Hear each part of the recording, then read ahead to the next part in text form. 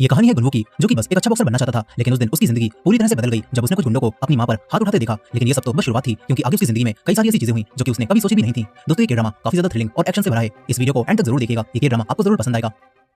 तो कहानी की शुरुआत होती है गुनवू से, जो कि जिम में अपनी बॉक्सिंग की प्रैक्टिस कर रहा था। ये समय कोविड-19 वायरस का होता है और ये साल 2020 चल रहा था। गुनवू अब जब बस स्टॉप पर खड़ा होता है तो यहाँ एक आदमी काफी ज्यादा नशे में था। वो मास्क पहनने से मना करने लगता है और बस ड्राइवर से लड़ाई करने लगता है। गुनवू उसे बाहर निकाल देता है और उस आदमी के बदतमीजी करने के बाद भी गुनवू उसे नहीं मारता, क्योंकि गुनवू एक अच्छा इंसान है। लेकिन आज जब वो अपने घर पहुंचता है तो वो अपनी मां को फोन पर बात करते हुए सुनता है। उसकी मां एक कैफे चलाती है, लेकिन कोविड-19 की वजह से वहां पर कस्टमर्स ने आना बंद कर दिया था और उनके ऊपर अब रेंट भी काफी हो चुका है। वो घर के मालिक से विनती कर रही होती है कि हमें बस 1 महीने का और समय दे दो, हम रेंट दे देंगे। गुनवू को ये सब सुनकर काफी बुरा लगता है। उसके घर की हालत इस वक्त खराब चल रहे हैं और गुनवू उन्हें सुधारने के लिए कुछ कर भी नहीं पा रहा। वहीं दूसरी तरफ हम एक बिल्डिंग की न्यूज़ को देखते हैं जिसका काम वायरस की वजह से कई बार रुक चुका था। इस बिल्डिंग की कंस्ट्रक्शन कंपनी का मालिक होंग नाम का एक आदमी होता है, जो कि अब अपने वाइस प्रेसिडेंट से बात कर रहा था। दरअसल वाइस प्रेसिडेंट एक बैंकर होता है जिसने होंग को इस होटल को बनाने के लिए 400 मिलियन वॉन दिए थे, लेकिन अब होंग और पैसे मांग रहा था, मगर वाइस प्रेसिडेंट और पैसे देने से मना कर देता है। और तभी यहाँ पर म्योंगिल नाम का एक आदमी आता है। वो होंग और बैंकर को बताता है कि मैं स्माइल कैपिटल नाम की एक कंपनी का मालिक हूँ, जो कि लोगों को पैसे लोन पर देती है। म्योंगिल इन्हें बताता है कि मेरा मकसद लोगों की मदद करना है, इसलिए मैं आपके होटल में भी पैसे इन्वेस्ट करना चाहता हूँ। म्योंगिल कहता है कि मैं आपको 100 बिलियन वॉन दूंगा, लेकिन मेरी 3 शर्तें हैं। म्योंगिल चाहता था कि उसके लिए होटल के टॉप फ्लोर पर एक कसिनो बनाया जाए और होटल के बेसमेंट में एक बार खोला जाए, और उसकी तीसरी शर्त ये होती है कि अगर कोविड-19 जैसी बीमारी दोबारा फैल गई तो आम लोगों को इस होटल को यूज करने दिया जाएगा, वो भी फ्री में। म्योंगिल अब डील करके अपनी कार में आ जाता है, जहां पर उसका असली रूप सामने आता है। वो अपना मेकअप हटाता है और पता चलता है कि उसके चेहरे पर एक चाकू का निशान है। साथ ही उसके लवर और उसका एक साथी जंगलो भी अब कसिनो के लिए अच्छी लड़कियां ढूंढने की बात करने लगते हैं, ताकि उस कसिनो से भी ये लोग पैसे कमा सकें।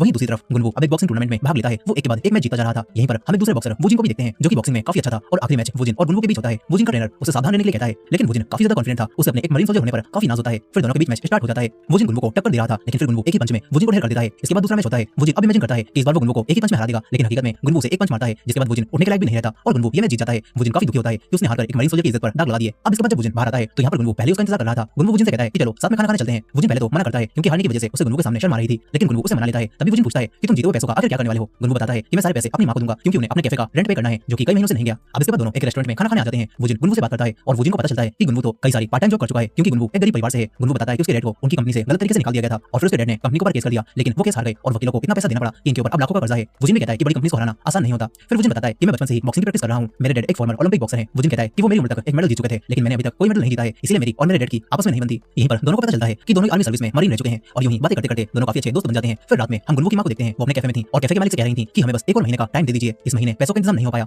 अब तभी यहाँ पर गुनवू आ जाता है। गुनवू अपने जीते हुए पैसे अपनी मां को देता है, लेकिन उसकी मां कहती है कि ये तो तुम्हारे पैसे हैं, मैं इन्हें नहीं ले सकती। मगर गुनवू ने बताता है कि मैंने आपके लिए ये पैसे जीते हैं ताकि आप इससे अपना कर्ज उतार पाएं। ये सुनकर गुनवू की मां की आंखों में आंसू आ जाते हैं। वो पैसे ले लेती हैं और कहती हैं कि एक दिन मैं तुम्हें ये पैसे सूद समेत वापस करूंगी। अब इसके बाद दोनों खुशी खुशी घर जाने लगते हैं। तभी यहाँ पर म्योंगिल अपने साथी जंगलों के साथ आ जाता है। यहाँ पर हम उसके दो और आदमियों को भी देखते हैं। चश्मे वाले का नाम जुनमिन होता है, जो कि कंपनी का सेल्स मैनेजर है, और मोटा आदमी बॉम होता है, जिसे म्योंगिल जेल में मिला था। यहाँ अब जुनमिन बताता है कि इस इलाके के सभी दुकानदारों ने बैंक से कर्जा ले रखा है और हम लोग जल्दी ही इनका सारा कर्जा अपनी कंपनी में ट्रांसफर कर लेंगे। म्योंगिल कहता है कि ये काम जल्द से जल्द करो। इसके बाद अगले दिन म्योंगिल के लोग यहाँ पर आकर दुकानदारों से बात करने लगते हैं। वो इन सभी को बताते हैं कि हम स्माइल कैपिटल नाम की एक कंपनी से आए हैं, जो कि आपका सारा कर्जा उतार सकती है, और फिर इन सभी दुकानदारों को बैंक से भी कम ब्याज दर पर पैसे लौटाने होंगे। इससे दुकानदारों का ही फायदा होगा। ये सब सुनकर वो लोग पूछते हैं कि इस तरह तो आपका नुकसान हो रहा है, आपकी कंपनी स्माइल कैपिटल को इससे क्या फायदा होगा। इस पर ये लोग कहते हैं कि ये स्कीम सरकार की तरफ से ताकि आप कर्जदार दुकानदारों की मदद हो सके। ये बातें सुनकर सभी इनके जाल में फंस जाते हैं और फॉर्म पर साइन कर देते हैं। इन्हीं में गुनवू की मां भी शामिल होती है, जो कि फॉर्म पर साइन कर देती है। इधर दूसरी तरफ गुनवू आज अपनी जिम में जाता है तो देखता है कि आज तो वो क्लोज है। ये देखकर गुनवू वुजिन को कॉल करता है और कहता है कि कहीं घूमने चलते हैं। वुजिन गुनवू को अपना एड्रेस देकर वहां पर आने के लिए कहता है। इसके बाद गुनवू जब वहां जा रहा था तभी उसे एक आदमी दिखाई देता है, जिसके पीछे एक लड़की पड़ी हुई थी। वो लड़की उस आदमी को थोड़ा पहुंचाकर यहां से भाग जाती है। ये देखकर गुनवू उस लड़की को पकड़ने भागता है, लेकिन वो लड़की गुनवू को टेजर से चोट देकर गिरा देती है। इस लड़की का नाम युंजू होता है। वो गुनवू से कहती है कि तुम्हें किसने भेजा है, मेरा पीछा क्यों कर रहे हो। गुनवू कहता है कि मैं तो बस उस आदमी की मदद करना चाहता था जिसे मारकर तुम अभी आई हो। ये सुनकर युंजू समझ जाती है ये तो नॉर्मल इंसान है, इसलिए युंजू उससे कहती है कि अब मुझसे दूर रहना और अभी यहां से निकल जाओ। इसके बाद युंजू यहां से चली जाती है। अब इसके बाद हम मिस्टर चोई नाम के एक आदमी को देखते हैं, जो कि हकीकत में लोगों की मदद किया करते थे। चोई के पास आज एक औरत आती है, जो कि मिस्टर चोई से लिए हुए पैसे उन्हें वापस करती है और उनसे कहती है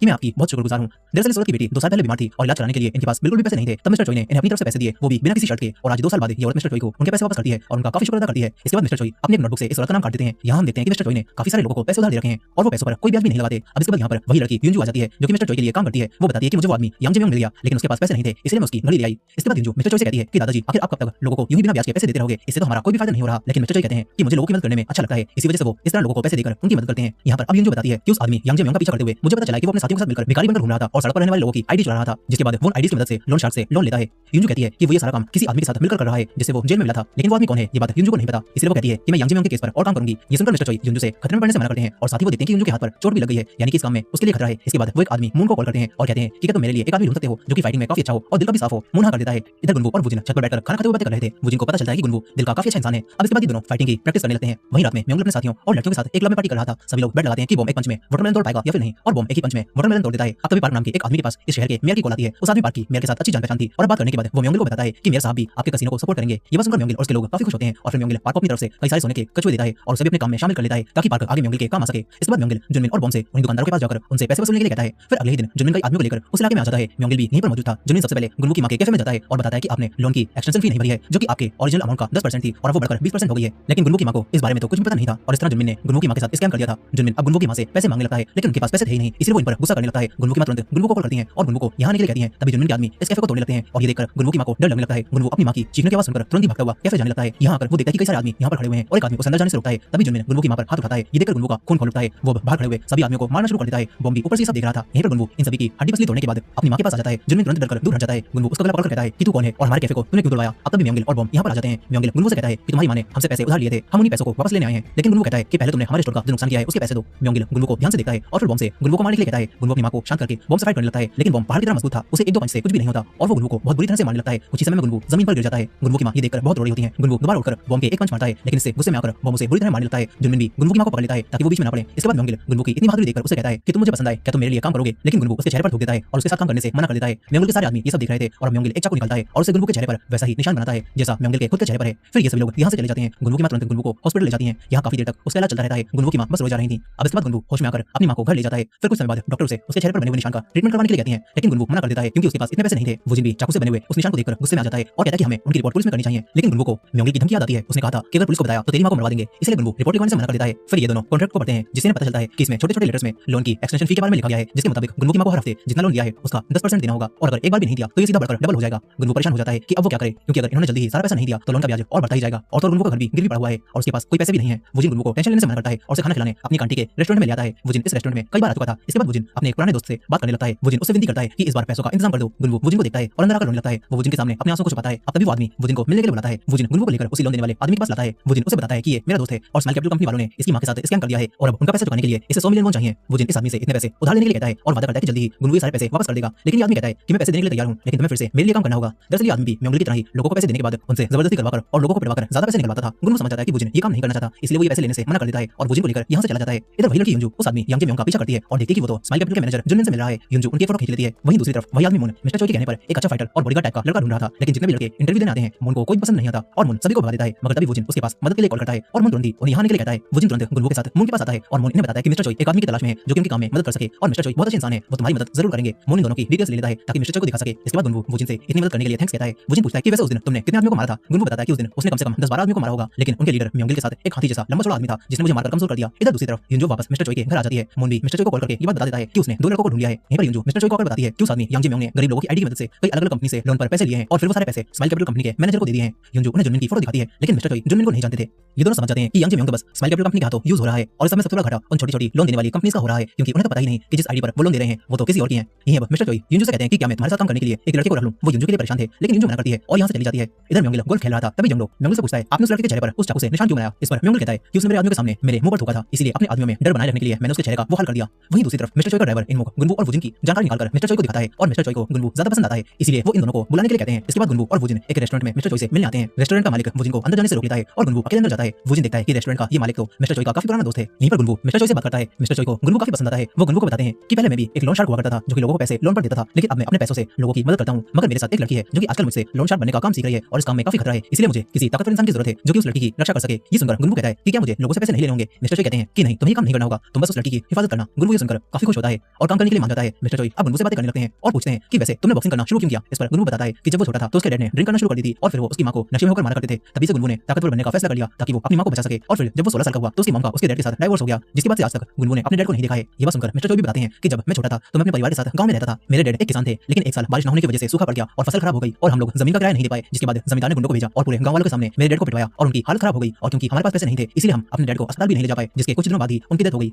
मिस्टर चोई कहते हैं कि उस दिन के बाद से मैंने फैसला कर लिया था कि मैं एक दिन बहुत अमीर बनकर गरीब लोगों की मदद करूंगा ताकि जो परेशानियां मैंने उठाई हैं वैसी मुश्किलें किसी और को ना झेलनी पड़े। मिस्टर चोई कहते हैं कि मैंने तुम्हें कहानी तुम्हारा हौसला बढ़ाने के लिए सुनाई है ताकि तुम्हें पता चल सके कि हर मुश्किल समय पार किया जा सकता है। इसके बाद ये दोनों बाहर आ जाते हैं। वो जिन गुनवू के लिए काफी खुश होता है और कहता है कि देखना तुम्हें नौकरी मिल जाएगी। अंदर मिस्टर चोई भी रेस्टोरेंट के मालिक को जो कि उनका दोस्त भी था उसे बताते हैं कि वो लड़का गुनवू मुझे पसंद आया। वो अपने ड्राइवर इनमुख से कहते हैं कि उसे पैसों की जरूरत है, इसलिए जल्द से जल्द उसके पास पैसे पहुंचा दो। यहीं पर गुनवू वुजिन को अपने घर लाता है। गुनवू की मां वुजिन का काफी ज्यादा शुक्रिया अदा करती हैं और इन दोनों को खाना बनाकर खिलाती हैं। अब तभी यहाँ पर मिस्टर चोई का वही ड्राइवर इनमुख आ जाते हैं। वो गुनवू को 100 मिलियन वॉन देते हैं और बताते हैं कि आपका एडवांस है और मिस्टर चोई ने आपको कल से काम कराने के लिए कहा है। गुनवू ये सब देखकर रोने लगता है। फिर वो अपनी मां को आकर ये पैसे देता है और बताता है कि मिस्टर चोई ने मुझे 2 साल के पैसे एडवांस में दे दिए हैं। गुनवू की मां भी ये पैसे लेकर रोने लगती हैं और कहती हैं कि मुझे माफ कर दो बेटा, मेरी वजह से तुम्हें इतनी परेशानी उठानी पड़ रही है, लेकिन गुनवू अपनी मां को रोने से मना करता है और साथ ही वुजिन का फिर से शुक्रिया अदा करता है। इधर दूसरी तरफ म्योंगल उसी होटल वाले आदमी योंग से मिलने आ जाता है। तभी उसकी लवर मैडम एम म्योंगल को बताती है कि आदमी आयल ग्रुप कंपनी के मालिक का बेटा है और जब पहले वाली कंपनी में मैं मैनेजर थी तो इस आदमी ने मेरे बॉस के साथ नशे में होकर बवाल कर दिया था और फिर अगले दिन मेरे बॉस के घर में टैक्स वालों की रेड पड़ गई। इस आदमी के परिवार के कनेक्शंस हर जगह हैं, इसीलिए तुम बचकर रहना। यहीं पर जंगडो भी देखता है कि उस आदमी होंग के साथ एक और आदमी आया हुआ है जो कि एक पुलिस ऑफिसर है। जंगडो भी म्योंगल को सावधान रहने के लिए कहता है। इसके बाद दोनों रूम में आ जाते हैं। वो आदमी होंग म्योंगल को बताता है कि मेरा कजन है जो कि पुलिस डिपार्टमेंट में है। यहीं पर होंग अपनी ड्रिंक अपने साथ लाया था और अभी सब मिलकर ड्रिंक करने लगते हैं और काफी ज्यादा नशे में हो जाते हैं। होंग म्योंगल की बेइज्जती करने लगता है और होंग के कजन की वजह से उन्हें ये भी पता चल गया था कि म्योंगल पहले जेल जा चुका है। यहाँ पर म्योंगल के पास इन दोनों की बातों का कोई जवाब नहीं होता, इसीलिए वो कुछ भी नहीं कह पाता। तभी होंग कहता है कि अब हमें तुम्हारे पैसों की जरूरत नहीं है, हमें होटल बनाने के लिए कहीं और से पैसे मिल गए हैं, इसलिए आपसे अब डील खत्म। होंग अपने कजन के साथ यहाँ से चला जाता है।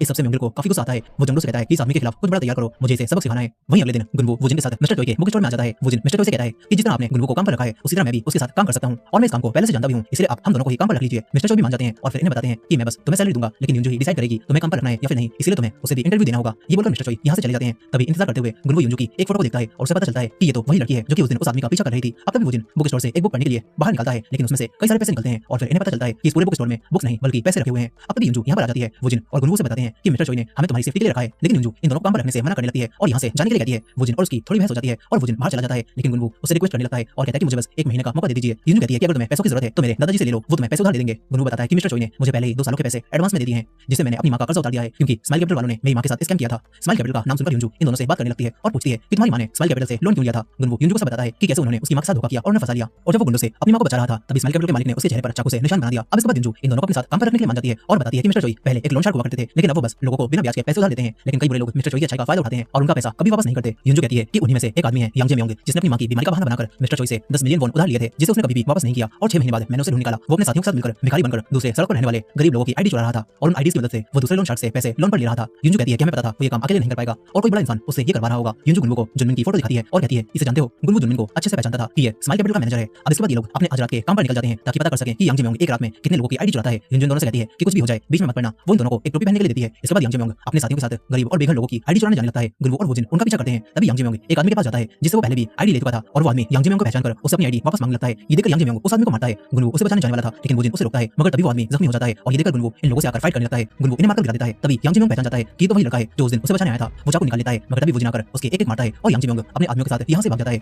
गुनवू उस आदमी को बचाने के लिए एम्बुलेंस को बुलाने के लिए कहता है। वुजिन कहता है कि अगर हमने ऐसा कर दिया तो हम भी मुसीबत में फंस जाएंगे, लेकिन इस आदमी की जान खतरे में थी, इसलिए गुनवू एम्बुलेंस को बुला लेता है। मगर इस सब के बारे में जब युंजू को पता चलता है तो वो काफी ज्यादा गुस्से में आ जाती है। वो इन दोनों की बात नहीं सुनती। युंजू इन दोनों को काम से निकालने लगती है। वुजिन से बात करता है और युंजू इन दोनों से बुक स्टोर में आने के लिए कहती है, लेकिन यहाँ पर पहुंचते ही वो कहती है कि अगर यांग जेम्योंग ने तुम्हें देख लिया है तो अब हम साथ में काम नहीं कर सकते। युंजू की फिर से वुजिन से बहस हो जाती है और युंजू इन्हें निकल जाने के लिए कहती है। गुनवू उसे लेकर जाने लगता है और युंजू को अपना जख्म दिखाकर कहता है कि स्माइल कैपिटल के मालिक ने मेरे चेहरे का ये हाल किया था, अगर तब भी मैं किसी इंसान को मरता हुआ देखकर उसकी मदद न करूं तो मैं स्माइल कैपिटल के मालिक से अलग नहीं होऊंगा। ये कहकर गुनवू वुजिन के साथ यहाँ से चला जाता है, लेकिन कुछ समय बाद युंजू अपनी गलती समझ जाती है। वो इन दोनों को मैसेज करके सॉरी बोलती है और कल से दोबारा काम पर आने के लिए कहती है। इसे गुनवू और वुजिन काफी खुश होते हैं और साथ ही युंजू इन्हें देख रही थी। वहीं दूसरी तरफ यांग जेम्योंग जुनमिन के पास आकर उसे बताता है कि कोई हमारा पीछा कर रहा था। यांग जेम्योंग जुनमिन को सब बताता है कि उसने कई साल पहले एक आदमी से पैसे उधार लिए थे जो कि उसने कभी वापस नहीं किए, लेकिन अब कुछ समय पहले से उसी आदमी की एक लड़की मुझसे पैसे लेने आ गई है और जैसी टोपी उस लड़की ने पहनी थी वैसी ही टोपी उन दोनों लड़कों ने भी पहनी थी जो कि आज हमारा पीछा कर रहे थे। ये सुनकर जुनमिन उसे सब कुछ बताने के लिए कहता है कि उसने पैसे किससे और कब उधार लिए थे और वो लोग कौन है। इधर अगले दिन वुजिन युंजू को समझाता है कि कल क्या क्या हुआ था। अब तभी जुनमिन यांग जेम्योंग के साथ यहाँ पर आने लगता है। ये देखकर युंजू तुरंत ही शटर गिरा देती है और लाइट्स को भी बंद कर देती है। जुनमिन अच्छे से चेक करता है और समझ जाता है कि स्टोर का मालिक कोई बड़ा आदमी है। वो कैमरे की तरफ देखता है और यहाँ से चला जाता है। युंजू को समझ नहीं आता कि इन्होंने स्टोर के बारे में आखिर पता कैसे लगाया। तभी गुनवू समझ जाता है कि टोपी की वजह से यांग जेम्योंग ने इन दोनों को पहचान लिया होगा कि ये दोनों युंजू के लिए काम करते हैं। अब तभी यहाँ पर मिस्टर चोई आ जाते हैं। वो काफी घबराए हुए थे। वो इनसे पूछते हैं कि आखिर तुम लोग क्या कर रहे हो। युंजू उन्हें बताती है कि हम लोग यांग जेम्योंग को पकड़ना चाहते हैं ताकि उसे सारे पैसे वसूल सकें जो उसने गरीब और बेघर लोगों के नाम पर लोन में लिए हैं। ये सुनकर मिस्टर चोई युंजू पर नाराज होते हैं और युंजू भी कहती है कि ग्रैंडपा अगर आप चाहो तो आपके साथी मिस्टर जंग 1 मिनट में उसे पकड़कर सब कुछ उगलवा सकते हैं, लेकिन आप कुछ भी नहीं कर रहे। युंजू गुनवू के चाकू के जख्म को मिस्टर चोई को दिखाती है जिसे देखकर वो हैरान रह जाते हैं और युंजू कहती है कि अगर आप गरीबों की मदद ही करना चाहते हो तो पहले यांग जेम्योंग जैसे गुंडों को सबक सिखाना होगा। यहीं पर मिस्टर चोई गुनवू से पूछते हैं कि तुम्हारे चेहरे पर ये निशान किसने बनाया। इस पर गुनवू बताता है कि ये स्माइल कैपिटल के मालिक ने बनाया है। गुनवू कहता है कि उसके गाल पर भी एक ऐसा ही निशान था और ये बात सुनकर मिस्टर चोई और उनका ड्राइवर दोनों चौंक जाते हैं, यानी कि ये लोग भी कुछ न कुछ जानते हैं। अब मिस्टर चोई इन सभी को घर भेजकर अपने ड्राइवर इनमुख से कहते हैं कि तुरंत ही पता लगाओ क्या स्माइल कैपिटल का मालिक वही म्योंगल है जिसे हम जानते थे या फिर ये कोई और है।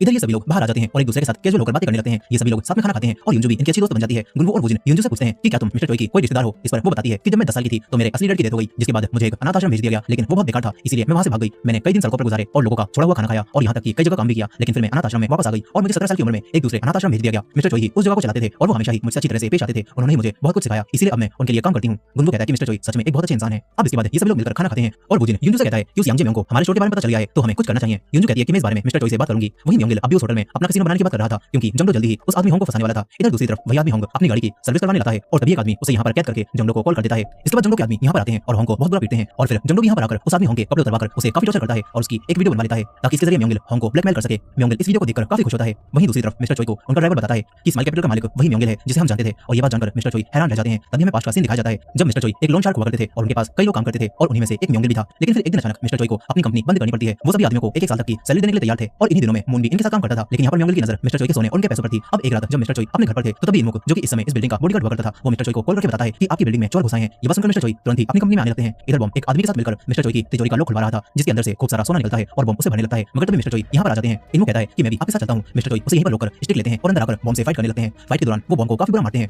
और लॉक खोलने वाले उस आदमी से पूछते हैं कि आखिर तू कौन है और तुझे किसने भेजा है। लेकिन अब तभी म्योंगिल भी यहाँ पर आकर मिस्टर चोई के चाकू मारता है और उन्हें बहुत बुरा मारने लगता है। मिस्टर चोई और म्योंगिल के बीच में काफी देर तक फाइट चलती रहती है। मिस्टर चोई अपने प्राइम में काफी ताकतवर थे। वो म्योंगिल को काफी बुरा पीटकर उसके चेहरे पर चाकू मारने लगते हैं और वो चाकू पूरी तरह से नहीं लग पाता और बॉम्ब उठकर मिस्टर चोई को मारने लगता है। वो मिस्टर चोई को बिल्डिंग से नीचे फेंक देता है और इसी हादसे में मिस्टर चोई के दोनों पैर खराब हो जाते हैं और इसी फाइट से म्योंगिल के चेहरे पर वो निशान आता है। यहाँ पर बॉम्ब काफी घबराया हुआ था, लेकिन म्योंगिल उसे शांत करता है और ये लोग मिस्टर चोई का सोना चुराने लगते हैं। तभी बॉम्ब देखता है कि मिस्टर चोई नीचे से गायब हो गए हैं। वो ये बात म्योंगिल को बताता है। म्योंगिल उसे यहाँ से भेजकर इस जगह को आग लगा देता है। प्रेजेंट टाइम में मिस्टर चोई इस सब को याद कर रहे थे। उनका ड्राइवर इनमुक उन्हें घर तक छोड़ता है और युंजू मिस्टर चोई से इस बारे में बात करती है। मिस्टर चोई कहते हैं कि हमें उन लोगों से दूर रहना होगा। वो लोग इंसानों को जान से मारने के लिए भी दूसरी बार नहीं सोचेंगे और पहले हमें बुक स्टोर को वहां से हटाना होगा। मिस्टर चोई कहते हैं कि अब मैं बूढ़ा और कमजोर हो रहा हूं, मेरे अंदर उनसे लड़ने की हिम्मत नहीं है। युंजू उनसे कुछ भी नहीं कहती। इधर दूसरी तरफ हम म्योंगिल को देखते हैं, जो कि अपने एक सेफ लॉकर से एक चाबी निकालता है। साथ ही उसके अंदर एक हार्ड ड्राइव भी रखी हुई थी। इसके बाद म्योंगिल बॉम्ब के साथ पोर्ट पर मौजूद कई सारे कंटेनर्स के पास आता है। वो कंटेनर को खोलता है जिसके अंदर उसने मिस्टर चोई से चुराया हुआ सोना रख रखा था। म्योंगिल बॉम्ब से कहता है कि अगर कोरिया में हमारा ये बिजनेस फेल भी हो गया तो हम वियतनाम भाग जाएंगे और इतने सोने से अपनी बाकी की जिंदगी राजा की तरह जी सकते हैं। म्योंगिल कहता है कि अपने सभी आदमियों में मैं सबसे ज्यादा भरोसा तुम पर ही करता हूं बॉम्ब, तुम मेरे लिए भाई जैसे हो। इधर वुजिन और गुनवू युंजू को लेकर वुजिन की उन आंटी के रेस्टोरेंट में आ जाता है। लेकिन यहाँ पर किसी ने तोड़फोड़ की थी और वुजिन की आंटी काफी डरी हुई थी। वो वुजिन को बताती हैं कि मैंने कुछ लोगों से पैसे उधार लिए थे, लेकिन अब अचानक से वो लोग मुझसे पैसे मांगने आ गए और उन्होंने ये सब कुछ तोड़ दिया। वुजिन को पता चलता है कि उसकी आंटी ने उसी आदमी से पैसे लिए थे जिसके पास वुजिन सबसे पहले पैसे मांगने गया था। वुजिन उसे कहता है कि उनसे इतनी जल्दी पैसे मत मांगो, लेकिन वो आदमी बताता है कि मेरे साथ भी धोखा हुआ है। एक आदमी ने गरीब और बेघर लोगों की आईडी दिखाकर मुझसे पैसे लोन पर ले लिए और वो भाग गया। ये बात सुनकर युंजू समझ जाती है कि ये काम यांग जिमियोंग ने किया होगा। ये बात सुनकर अब गुनवू और वुजिन कहते हैं कि हमें अब इस आदमी यांग जिमियोंग को पकड़ना ही होगा। ये लोग अब यांग जिमियोंग के घर के पास आकर कार को रोक लेते हैं ताकि जैसे यांग जिमियोंग बाहर आए तो ये लोग उसका पीछा कर सकें। लेकिन यांग जिमियोंग का एक आदमी ये चीज देख लेता है और यांग जिमियोंग जुनमिन को कॉल करके ये सब बताता है। फिर कुछ समय बाद यांग जिमियोंग बेघर लोगों की आईडी चुराने निकल जाता है और ये सभी लोग भी उनका पीछा करते हैं। गुनवू और वुजिन एक टनल में यांग जिमियोंग के पीछे जाते हैं और युंजू बाहर ही रुकती है। लेकिन अभी यांग जिमियोंग इन्हें देखकर कहता है कि बाहर आ जाओ, मैं जानता हूं तुम हमारा पीछा कर रहे हो। इधर बाहर अब कई सारे और भी आदमी गुनवू और वुजिन को मारने आने लगते हैं। युंजू ये देखकर समझ जाती है कि इन्हें जानबूझकर फंसाया गया है। वो तुरंत ही मिस्टर चोई को कॉल करके सब बताती है और मदद भेजने के लिए कहती है। यहीं पर टनल में अब सारे आदमी गुनवू और वुजिन को घेर लेते हैं, लेकिन गुनवू और वुजिन भी फाइट करने के लिए तैयार हो जाते हैं।